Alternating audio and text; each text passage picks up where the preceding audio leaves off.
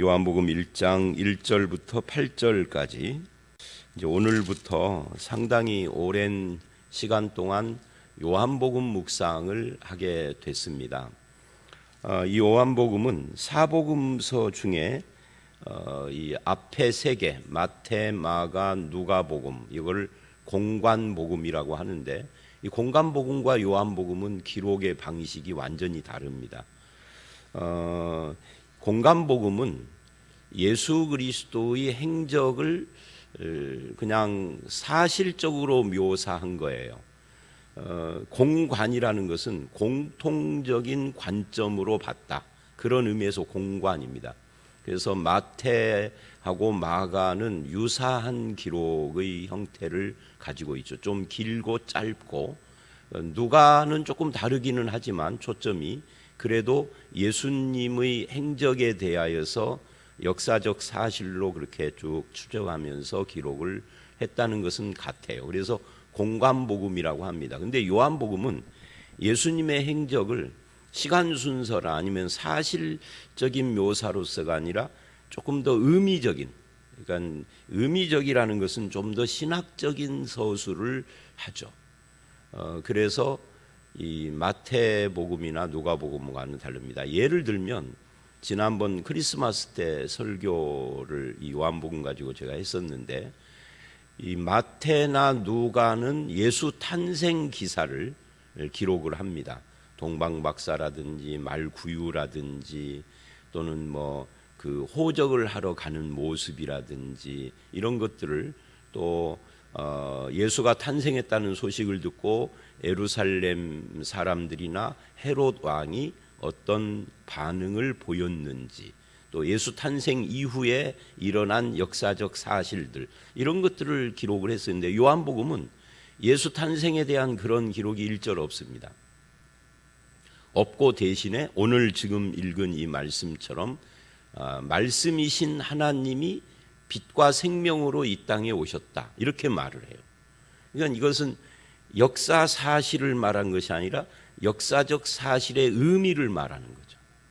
그래서 신학적인, 그래서 요한복음은 초신자가 읽기에도 쉽고, 왜냐하면 의미를 이야기하기 때문에 쉬울 수 있어요. 근데 오래된 사람이나 신학자들도 어려워하는, 그 의미를 좀 더 들어가면은 이게 쉬운 게 아닌 거예요.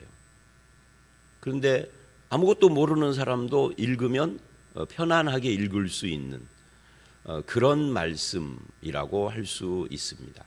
그래서 맨 먼저 신약 성경 중에 맨 먼저 읽어야 할 성경책으로 요한복음을 꼽기도 하죠. 근데 가장 늦게까지 이해가 잘 안 되는 책이 요한복음이라고 하기도 합니다. 요한이 쓴 책들이 그래요. 요한계시록도 그렇고요. 어쨌든 요한복음은 그런 특징을 가지고 있습니다. 요한복음의 저자는 물론 요한이고요. 요한복음 안에서는 자기 이름을 밝히지 않아요. 대신 예수께서 사랑하시는 제자라고 요한복음 21장에 그렇게 이야기를 해요. 본인에 대해서 그런 기록을 하고 있는 거죠. 이 요한복음의 특징은 이제 이렇게 말할 수 있어요. 공관복음이 주로 갈릴리 사역을 다루고 있다라고 성경학자들은 말을 합니다. 갈릴리 지역에서 활동하시다가 예루살렘으로 명절에 한번 이렇게 내려오시고 그렇게 하는, 그런데 요한복음은 유다 지방은 갈릴리 남쪽을 말하는 겁니다. 예루살렘을 중심으로 하는 이 유다 지방에서의 사역이 강조되어 있어요. 그래서 공관복음에 안 나오는 사건들이 요한복음에 나옵니다. 예를 들어서 2장에 나오는 가나의 그 갈릴리 가나의 포도주 사건, 이거는 갈릴리 지역의 이야기기는 하나 공관복음에는 어디에도 안 나와요. 니고데모 사건도 안 나오고 베데스다 연못 5장에 안 나오고요. 그러니까 요한복음에 나오는 많은 사건이 공관복음에는 없습니다. 있는 것도 있죠. 그 오병이어라든지 이런 것은 있습니다. 그런데 대부분은 겹치지 않습니다. 그래서 예수님의 행적에 대해서 공관복음과 좀 보충적인 그런 역할을 하죠. 근데 안 나오는 이유는 강조점이 다르기 때문입니다. 어떤 사람들은 사복음서가 예수님에 대해서 조금씩 다르게 기록을 하는 것 때문에 다 가짜다 뭐 이런 말을 하는데, 그런 게 아니라 예수 그리스도라고 하는 한 분을 네 개의 각도에서 봤는데 그 중에서도 요한복음이 가장 특별한 각도에서 본 거죠. 왜? 이 다른 복음, 마태복음은 예수님의 왕 되심을 중심으로 기록을 합니다. 누가복음 같은 경우는 굉장히 가난한 사람에 대한 언급을 많이 합니다. 그래서 이 누가복음은 자비의 복음, 긍휼의 복음이죠. 그런데 요한복음은 예수님의 신성, 예수님이 하나님이시다, 영생이시다, 생명이시다, 이런 것들을 굉장히 많이 강조를 합니다.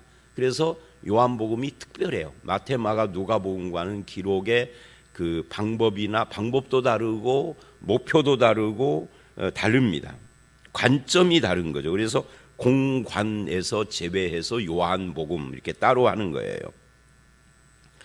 그래서 요한복음은 예루살렘에 예수님이 몇 번 갔느냐 할 때 학자들이 두 의견을 가져요. 3번 갔다, 4번 갔다. 그러니까 한 번만 간 것이 아닙니다. 다른 복음서를 보면은 예수님이 갈릴리에서 활동하다가 예루살렘에 내려가서 십자가에 못 박혀 죽으신 걸로 돼 있어요. 근데 요한복음은 한 번만 간 것이 아니라 2번, 3번, 어떤 각도에서 보느냐에 따라서 4번까지도 그렇게 이야기를 합니다. 그래서 요한복음의 기록에 의하면 예수님의 공생애가 3년 이상일 것이다, 이렇게 말을 할 수가 있겠죠. 최하 3년인 거죠. 이 요한복음은 기록의 방법이 또 이런 것이 있어요. 매 장마다 앞부분에는, 반드시 앞부분일 필요는 없지만 대체로 앞부분이죠. 앞부분에는 하나의 사건이 등장을 합니다. 그리고 뒷부분에는 그 사건에 대한 설명들이 길게 나옵니다.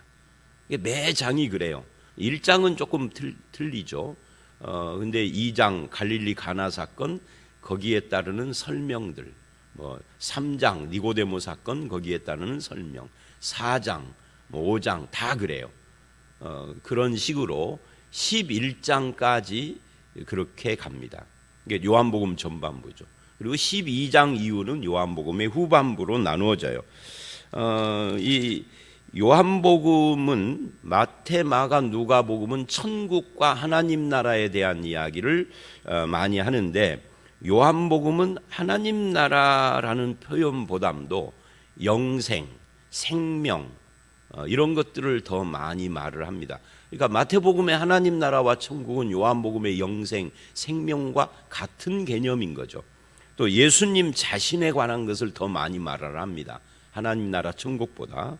그래서 이 요한복음에는 천국 비유, 마태복음 같은 그런 것이 안 나오고 대신 예수님에 대한 설명을 많이 하는 그런 스타일로 되어져 있죠. 요한복음은 어떤 구조를 가지고 있느냐면, 먼저 1장, 오늘 읽은 이 1절부터 18절은 서론에 해당됩니다. 말씀이 육신이 되신 하나님의 아들에 대한 이야기이죠. 그리고 1장 19절서부터 51절은 예수님의 사역의 시작입니다. 세례 요한과의 만남, 그리고 제자들을 부르심, 예수님은 누구신가, 이런 것들을 소개를 하죠. 그리고 2장부터 12장은 아까 제가 11장이라고 말을 했는데 12장은 요한복음의 전반부입니다. 예수님의 공적인 사역, 주로 여기에는 표적과 강론, 표적이라는 것은 사건이고요, 강론이라는 것은 각이 아니라 강입니다. 강론이라는 것은 그 표적 사건을 설명하는 내용, 그러니까 사건과 설명, 이렇게 구조를 가지고 있습니다. 그리고 13장서부터 21장은 요한복음의 후반부인데, 여기는 집중적으로 예수님의 고난과 십자가 부활을 다룹니다. 그리고 요한복음 21장은 이제 그 마지막 결론이죠. 에필로그, 이렇게 말을 할 수가 있어요. 마무리입니다. 요한복음의 기록의 목적은 어디에 나오느냐면 요한복음 20장 30절 31절에 보면은 그 기록의 목적이 나와요. 이것을 기록하는 이유는 하면서 예수 그리스도를 믿어 구원을 얻게 하려 한다라고 하는 그런 믿음과 영생이라는 이 두 가지 목적은 한 가지죠. 이게 기록의 목적이에요. 이것이 요한복음만의 기록의 목적은 아니죠. 성경 기록, 성경 전체의 기록의 목적이겠죠. 자, 이런 요한복음 서론적인 이야기는 여기까지 하고요. 이제 본문으로 들어가서 오늘 본문을 보도록 하겠습니다. 1장 1절로 18절이 서론이라고 아까 말씀드렸어요. 말씀이 육신이 되신 하나님의 아들인데 이건 예수가 누구신가로 시작을 하는 겁니다. 이 공간복음의 성탄하고 관계가 되는 거죠. 성육신의 의미를 말을 하는 겁니다. 그래서 예수님을 소개할 때 마태는 족보부터 시작을 해요. 누가복음은 이 책을 어떻게 썼는가 하는 것으로 시작을 하고요. 근데 요한복음은 하나님을 찬양하는 것으로 시작을 합니다. 그래서 1절로 18절은 바로 그런 하나님의 찬양인데 이 오늘 본문은 둘로 나눠져요. 1절로 5절은 예수가 누구신가 하는 거고 그 다음에 6절로 8절은 예수를 소개하는 자 요한은 누군가 하는 것으로 시작을 합니다. 먼저 1절로 5절을 보면 이렇게 말을 합니다. 태초에 그래요. 이 태초에라는 말은 엔아르케 in the beginning 해서 시간이 시작되기 전 영원이라는 뜻입니다. 영원한 세계에 무엇인가가 계셨다. 이 계신다라는 말, 이 말은 인격적 존재에게 쓰는 말인데 여기에는 말씀이 계시니라 하고 비인격적인 존재에게 마치 인격적인 존재인 것처럼 사용을 한다라는 것이 굉장히 특이한, 그리고 계신다라는 말은 그 시제가 과거 완료 시제예요. 이것을 미완료 과거라고 불러요. 그러니까 과거 완료와 미완료 과거는 다르죠. 과거인데 그것이 과거서부터 존재했는데 계속되고 있는 것을 미완료 과거라고 합니다. 그러니까 현재 진행형하고 영어의 현재 진행형하고 비슷한데 뭐가 다르냐면 과거로부터 지금까지 앞으로도 쭉 진행되고 있는 그런 의미인 거죠. 그러니까 태초에 영원한 세계에서부터 이 말씀이 존재하고 계속 존재해 왔고 지금도 앞으로도 계속 계신다, 그런 뜻이에요. 그러니까 이게 엄청난 말이죠. 그런 의미에서 태초에 말씀이 계시라는 이 한 구절 가지고도 신학자들은 굉장히 골치 아픈 씨름들을 하는 거예요. 자, 이 말씀이라는 존재, 이게 로고스인데 이 로고스라는 존재가 도대체 뭐기에 영원 전부터 계속 존재하고 있느냐? 이 말씀이 하나님과 함께 계셨고 이 말씀이 곧 하나님이다. 그러니까 말씀 이꼴 하나님, 이렇게 이야기를 하고 있습니다. 그러니까 이 함께라는 이 프로스라는 단어인데요. 이것은 정지 상태에서 함께 하고 있는 것을 말하는 것이 아니라 움직이는 동작을 말하는 거예요. 그러니까 정지 상태에서는 함께인데 움직이는 동작을 말할 때는 향하여가 돼요. 말씀이 하나님과 함께 계시다면 하나님을 향하여라는 그런 뜻이에요. 그러니까 하나님과의 그 어떤 역동적인 관계를 표현하고 있는 겁니다. 그러니까 말씀, 하나님 두 존재가 그냥 가만히 있는 것이 아니라 서로를 향하여서 어떤 역동적 관계를 계속 형성하고 있는 그런 상태, 이것이 말씀과 하나님입니다. 이 말씀은 곧 하나님이시니라. 그러니까 삼위일체 지금 이야기를 하는 거예요. 성령에 대한 언급이 빠져 있지만 삼위일체를 말하고 있다 하는 거죠. 그래서 창세기 1장에 하나님이 말씀하셨다라고 할 때 그 말씀이 바로 이 말씀이다라고 해석을 하기도 하죠. 왜냐하면 히브리서 1장이나 이런 데 가보면은 말씀이 창조했다 하니까. 그러니까 아버지 하나님과 말씀이신 하나님과 수면에 운행하는 성령님, 그래서 삼위일체가 천지를 창조했는데 여기서 바로 그 이야기를 하고 있는 거예요. 그 말씀이 이제 2절에 가면은 그가라고 인칭 명사로 바뀌어요.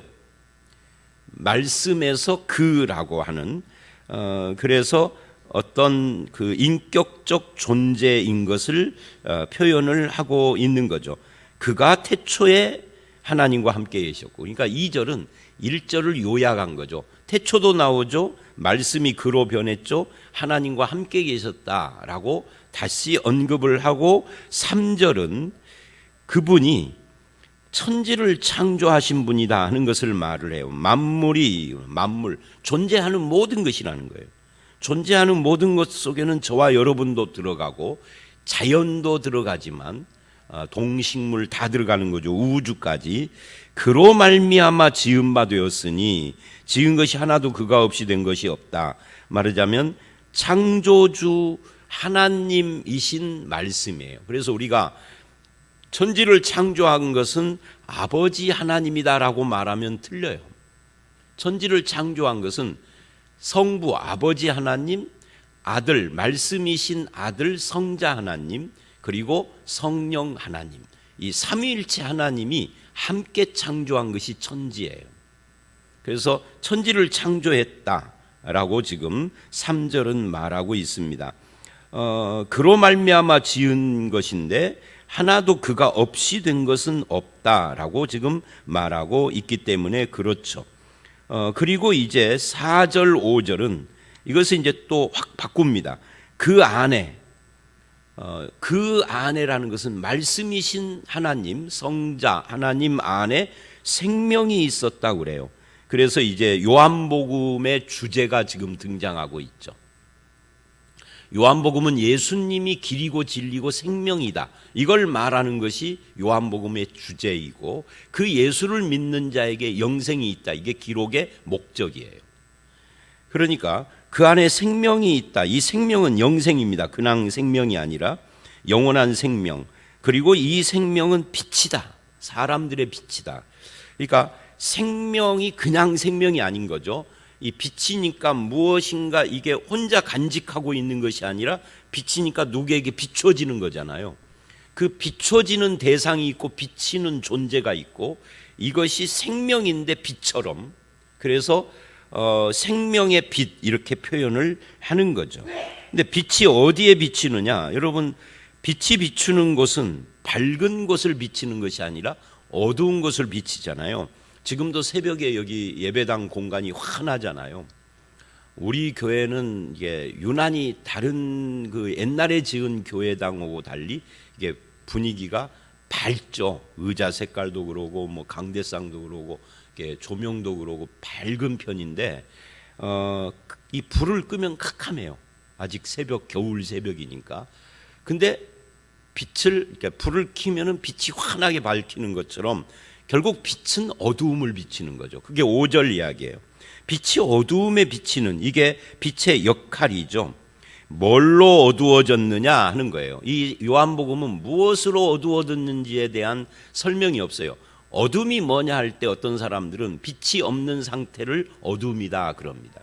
근데 이 빛이 없는 상태를 성경은 뭐라고 그러냐면 죄다 그래요. 그래서 죄로 어두워진, 그러니까 죄인은 누구냐 하면은 빛이 없는 존재. 그럼 빛은 뭐냐 하면은 그게 성자 하나님, 말씀이신 하나님, 생명이신 하나님, 그게 빛이에요. 그러니까 하나님이 없는 것이 어두움이고 어두움이 죄입니다. 그래서 죄로 어두워진 세상에 생명의 빛이 비췄는데 그게 뭐냐면 예수 그리스도다라는 것을 말하고 있는 겁니다. 또는 넓게 보면 하나님이다 하는 것이죠. 그래서 여기까지 이 예수님은 누구냐 할 때 세상을 위한 생명의 빛입니다. 근데 문제는 어두움이 그거를 깨닫지 못합니다. 왜 깨닫지 못하죠? 이 요한복음뿐만 아니라 사복음서 전체는 죄인의 특징을 가리킬 때 늘 소경되었다라는 표현으로 씁니다. 소경입니다. 요한복음 이제 쭉 읽어 나가다 보면은 나중에 9장 쪽에 가면은 유대인들이 우리가 본다 그래요. 그러니까 우리는 멀쩡히 다 보고 있다. 그러니까 예수님이 너희가 본다 하니 소경이다 그래요. 아주 묘한 어떻게 보면 굉장히 철학적인 그런 표현이죠. 본다 하니 소경이다. 이게 발이 이상한 거예요. 못 알아들어요, 사람들이 그게 뭔지. 내가 본다 하니 어떻게 소경이죠, 보는데. 그러니까 육체적으로는 소경이 아닌 거죠. 그 소경이라는 것은 영적인 소경이죠. 그래서 이 성경은 이 영적인 소경의 원인을 이걸 또 뭐라고 그러냐면 죄 때문에라고 말을 합니다. 그러니까 죄로 어두움을 죄로 소경됨이라고 표현을 한 거죠. 그래서 이 어두움이라는 말은 하나님과 진리와 생명을 못 알아보는 어두움입니다. 왜 못 알아보느냐면 죄와 악 때문에 그렇습니다. 근데 그 죄와 악으로 어두워진 소경 같은 이 세상과 사람들에게 하나님이 빛을 비췄는데 이 빛이 생명의 빛이라는 거죠. 그게 뭐냐? 예수 그리스도다는 거죠. 그러니까 예수님이 이 땅에 오셨다는 것을 이렇게 표현을 하는 거예요. 그래서 예수님은 누구냐라고 할 때 이 요한복음은 뭐라고 하느냐면 나는 빛이다 라고 말을 해요. 요한복음 12장 34절 36절에 너는 누구냐 할 때 예수님 대답이죠. 나는 빛이다. 그러면서 이렇게 말을 해요. 아직 빛이 있을 동안에 빛을 믿으라.